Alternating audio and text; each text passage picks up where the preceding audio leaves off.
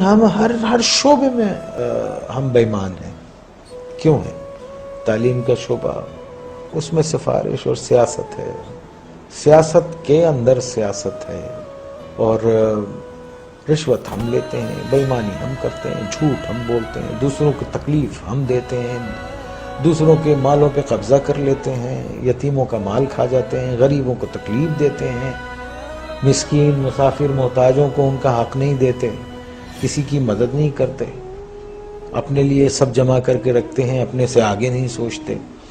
تو آپ یہ دیکھیے ایسے معاشرے جو ہیں وہ اگر آپ اتنے برے ہو رہے ہیں جس طرح سے نظر آ رہا ہے آپ کو، تو اگر آپ قرآن شریف پڑھیں تو اس میں جو قومیں اللہ تعالیٰ کی احکامات کو نہیں مانتی اور جو ان سب چیزوں میں نافرمانی میں جب بہت آگے چلی جاتی ہے، تو اللہ نے کہا ہے میں ایسی قوم کو تباہ کر دیتا ہوں اور پھر ان کی جگہ دوسرے لوگ لے آتا ہوں. اللہ کہتا ہے کہ میرے لیے یہ کام کوئی مشکل نہیں ہے.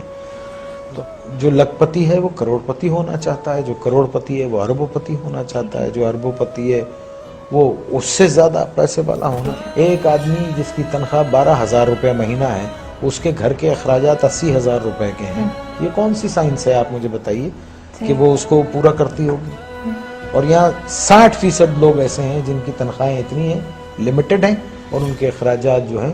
تو پھر کیا کرتے ہیں آپ؟ شارٹ کٹس مارتے ہیں، شارٹ کٹس مارتے ہیں. اور ایک بات یاد رکھیے، دیکھیے اگر آپ نے اپنی اولاد کو حرام کھلایا نا، حرام، بےایمانی، چوری چکاری، ان سب چیزوں سے لوٹ کے یہ سب چیزوں سے کھلایا، تو وہ آپ کے پاس وہ سارا ویسے ہی نکل جائے گا. آپ دیکھیے کبھی جمع کر کے نہیں رکھ سکتا وہ. اگر اس کے پاس رہے گا، جمع بھی ہوتا ہے، تو ایک ڈیزاسٹر ہوگا اور سب ختم ہو جائے گا. تو ہم کو ٹھیک ہونا چاہیے. ہم انسان ہیں، جانور نہیں ہیں. ہم کو صحیح ہونا چاہیے. ہم کو اس لیے دنیا میں نہیں بھیجا ہے کہ ہم دوسرے کے حقوق ماریں، چھین لیں لوگوں کو. 1200 روپے 800 روپے کے ایک موبائل کے لیے ایک جان لے لیتے ہیں ہم.